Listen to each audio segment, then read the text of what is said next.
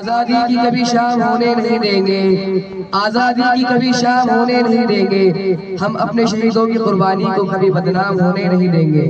اب میں جماعت دوم کے عزیر شیخ رفیق کو آواز دیتا ہوں کہ وہ آئے اور ایک جاندار تقریر پیش کرے۔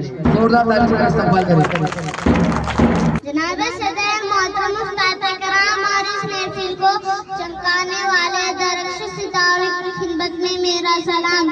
السلام علیکم۔ میرا نام عزیر شیخ رفیق ہے، میں جماعت دوم میں زیر تعلیم ہوں۔ میں آپ کے سامنے ایک تقریر پیش کرنا چاہتا ہوں۔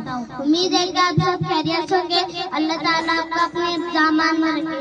آج مجھے جس موقع پر لب کشائی کا موقع دیا گیا ہے وہ ہے یوم آزادی۔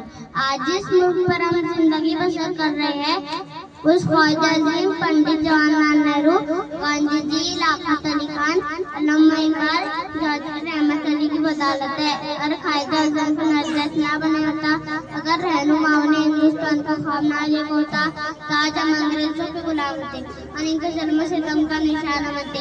اگر شاعر نے اپنی شاعری سے مناظ لگایا ہوتا تو ہم یہی غفلت کی نیند سوئے رہتے۔ اگر ڈاکٹر بابا صاحب امبیڈکر کو معمول کہتے اس میں کچھ غلط نہیں، کیونکہ ان تمام کی بدولت تھی اس ملک میں ہم آزادی کی سانس لے رہے ہیں۔ یوں دیے ہمیں آزادی کی دنیا و حیران، اے قائد عظیم ہوتے احسان احسان۔ محترم سامعین اکرام اور میرے ہم وطنوں، میں آپ سے یہ کہنا چاہتا ہوں کہ قدر کریں۔